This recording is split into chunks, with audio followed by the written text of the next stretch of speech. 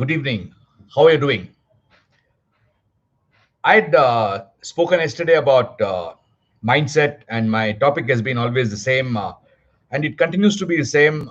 Mindset being the way we perceive reality, the way we connect the dots and think to establish the cause and effect, the way we either assess the benefit and effort and decide, or go by the gut and decide. Both are equally possible.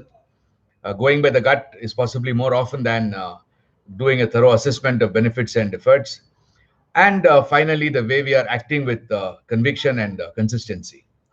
These are the four which define the mindset, and each one have a unique mindset because of the way we have had experiences in the past and the emotions that are linked to those experiences. These are the ones which create a framework in our mind, and this framework is what defines the mindset. And I'd asked you to do a small exercise of trying to talk to your neighbors, friends, colleagues, or relatives on what their perception of the people to people interactions post COVID lockdown would be, and what you imagine their perceptions would be, and try to see if there is anything common or there are a lot of differences. And based on that, start a dialogue with them to talk about both the commonalities and the differences to evolve a common mindset along with them. And yesterday I had spoken about mindsets in families, in friends, and maybe in colleges, schools, or with various professional clubs, and also in the workplace, where you create a mindset in a team.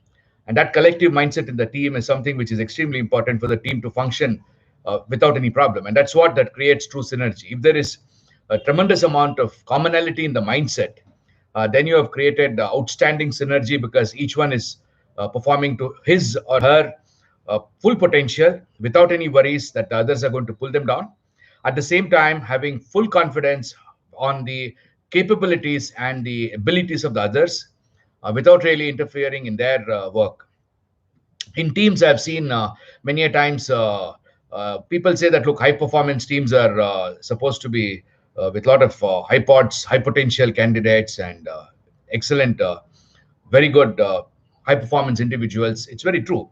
Absolutely no doubt about that. But then, even if you have got mediocre individuals in a team and there is a collective mindset, the outcome of that team will be far superior than a team with a lot of high end professionals without having a common mindset. Because the first thing which is quite interesting in a team is that the others would have to believe that you are doing your best. Only then will the others put in their best. Of course, one can say that it is the job of the leader to really demonstrate by walking the talk and demonstrating how one should behave and how one should be tackling a problem or doing a particular task. But that's very well said. It's not always that the leader is along with the team. It's many a times that the team members are working along with them, each one of them on their own. And that time it's extremely important. And many a time the team's members don't even see each other for the entire day or maybe an entire month. And you only meet once a month, whereas you are part of a team, some kind of a virtual team, especially those companies and organizations which have something to do with site work. Let us say there is a site engineer and a designer who are part of the same team who are trying to put up a project, or there is a production planning and control executive in the shop floor in a manufacturing company, and there is a shop floor supervisor as well as a manufacturing engineer who are part of the same team. But all the three may be sitting in three different locations, may not be seeing continuously, may not be working together. Of course, the best way is to get all the players together in one location under one roof. That is the best way of doing it. Many a times it's not possible. So what is important is to at least evolve a collective mindset. This collective mindset is something which is extremely important because then there is a lot of trust between the team players. Now, I would like to talk about one example which we had in Germany. I was when I was there in Germany, late or early 2000 was I had been given a task from one of the directors there or executive vice presidents or the member of the board to really work on setting up what is called as ISEC. ISEC stands for International Simultaneous Engineering Center.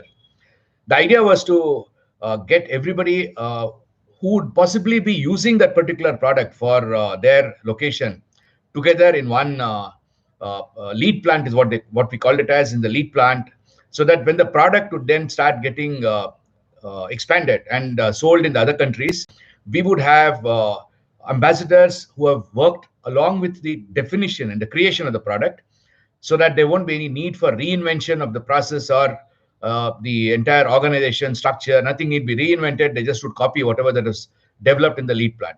Otherwise, we had a huge problem in our organization, that each individual plant which had to manufacture a new product, which had to meet a new product to meet the market demand, had always a lot of enthusiasm in creating the entire thing new, because every plant has, even today, I'm 100% sure, you can check it out wherever it is in the world, what is called as not invented here syndrome.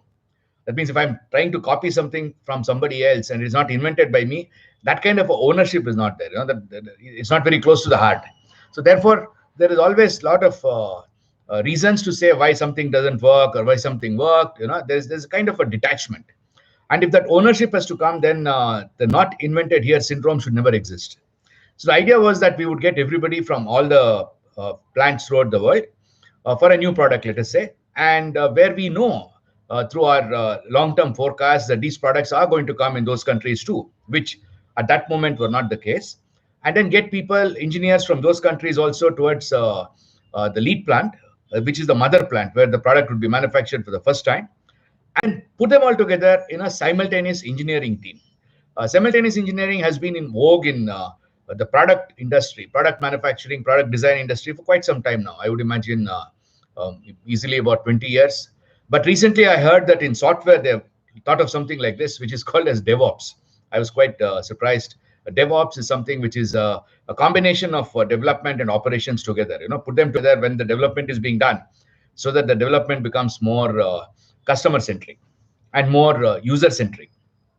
Same idea was there in simultaneous engineering or concurrent engineering, wherein all the people involved in that product, which would be the sales, marketing, design, application, endurance testing, quality, manufacturing engineering, manufacturing operations, logistics, production planning, then distribution, everybody who would be responsible for generating the revenue for that product, of all the functions. I would not say that everybody would be a very, very far-fetched illusionary situation. Every function involved in that product or necessary for the product would come together, and they would sit together in one location. And this experience we had seen from Bleichak, because this executive vice president those days, later he became the member of board of Bosch.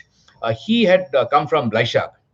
Bleichak is a plant in Germany where they manufacture ABS, which is the braking systems for vehicles, and they had developed a new braking version of the ABS, and this version was done using what is called as ISEC. I went there to study and understand what they did there.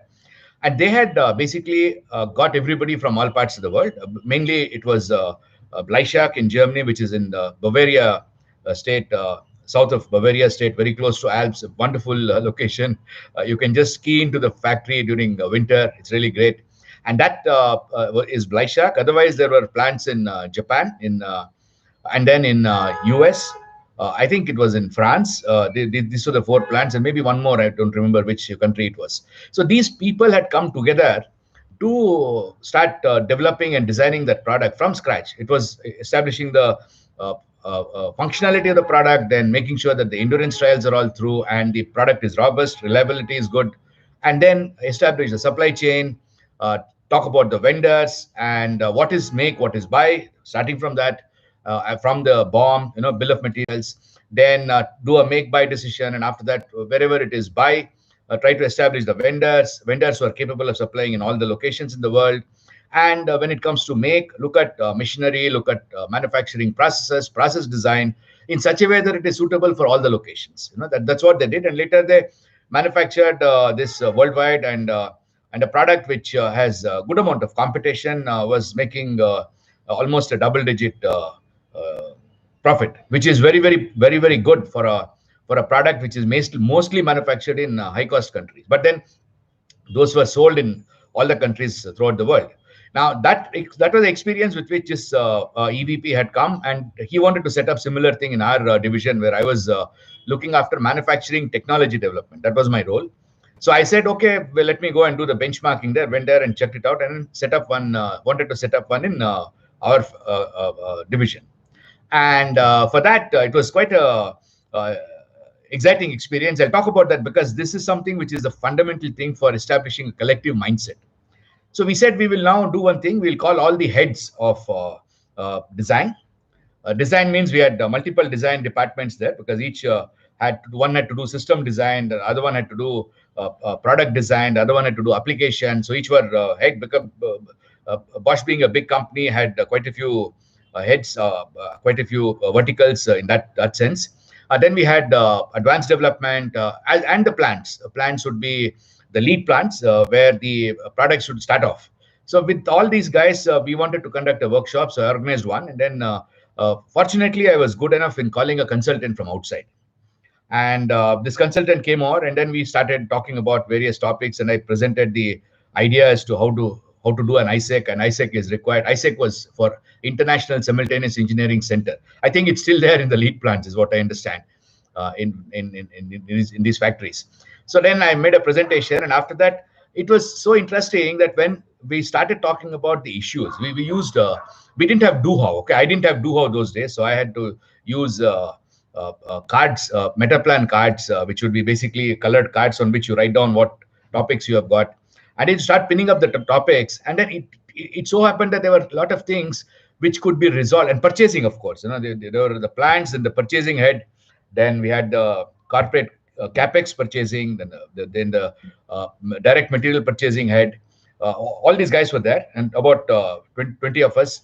And then we tried to establish a collective mindset using the cards. Again, that's also possible, but it's a little longer process than doHow, which is what I've invented, which I spoke to you about yesterday, and that's something which is there for people to use. But today, my objective is not to talk about doHow, but basically talk about this experience, which is important in understanding how collective mindset could be developed. And once there was a kind of a common understanding at that level, all the heads got aligned. Alignment is what a collective mindset is all about, because they could see the picture from the other person's perspective. For example, the R&D is really beating around is really very firm that the tolerance has to be 0.2, and nothing can be changed. Whereas the production says that, look, if it was 0.22, then it would be good for me, because I could maybe have a little lesser, cheaper machine, a cheaper, different process, which would then impact the product cost, because everybody is responsible for the product cost and the profitability. And that was not the case at all. We would have a lot of infighting. I'm sure many of you would know that in companies, it's quite common. As the organizations become bigger, it's even more complex. A lot of infighting, a lot of strategy, company strategies, departmental strategies, and team strategies, and each one feels something is better than the other. So that keeps on going. And therefore, how do you come to a common understanding? So we said we need to really now get everybody together, and then the topics were very, very mundane. I don't think I need to talk about those topics, but then they were quite clear that on that day in the evening, by the time we finished dinner around 11:30 in the night, all these topics had more or less got sorted out. They were just to say, okay, guy, I'm going to have confidence in you. I'm going to support you fully. And that to happen, it's extremely important for each of the team member to believe and trust that the other team member is doing his best, and there is nothing other than best. And to do that, many a times in teams, in such situations, it's important to prove what is it that you are doing without really judging what the other person did. And that's what I wanted to just conclude today on. And later, once the agreement was there at the top, we had done this workshop. Then later, we formed the ISEC. It was a great success. And later, I believe now, almost about 15, 20 years later, the products have got rolled out in all the countries. And these products have got what is called as a global release. I don't know whether you can understand that. Global release means that Bosch has the flexibility of supplying these products from anywhere, any plant, to any customer, without really getting a customer approval, because the customer norms, customer requirements say that even if you change the process or shift the machine from one location to another, you need to get the customer approval before you start shipping again. And that's the normal condition in automotive industry. In this case, they could supply wherever it is, and an outstanding work. And that's something really, really commendable. In a global release where you could decide overnight and shift the production from A to B without getting customer approval. And that could happen only because of standardized and identical processes worldwide. And that could happen because of evolving a common mindset. And once the common mindset evolved, we formed the ISEC team. ISEC team must be still around, as I mentioned earlier, and they're doing very well. Now, this is something which is absolutely necessary when we talk about organizations needing to deliver exceptional results, as is the case today. With so much amount of uncertainty, so many challenges. So the most important thing is to evolve a collective mindset. And the first step for that is to understand what mindset is all about and how do you evolve the mindset. For that, the first exercise, it's all doing, there is no teaching. And I can keep talking continuously for the next 2 years, but none of you would evolve the mindset and evolve the expertise to develop a collective mindset unless you try it out. It's like swimming or bicycle or walking. You can't really read books and then start doing that, right? So please do the exercise which I've been asking you to do. Talk to your neighbors, friends, relatives, or colleagues on what their perceptions would be of people-to-people interactions post-COVID lockdown and what you imagine their perceptions would be. Try to understand the differences and commonalities and start a dialogue to evolve a common mindset. So with that, I come to the end. Thanks a lot for watching. I'll see you again on Monday. Tomorrow and day after, I've got some webinars. If you want to join in, please do that. There I explain to you with slides, so it may be easier to understand. You need to go to doHow.in, and then on these webinars are free of cost. There is no money involved. I only want to ensure that more and more people in this planet Earth come to know of this wisdom which I have gained, so that we create a better society. So thanks a lot for watching. For those of you in India, have a nice evening. And for those of you outside India, have a great day ahead. See you again on Monday. Goodbye.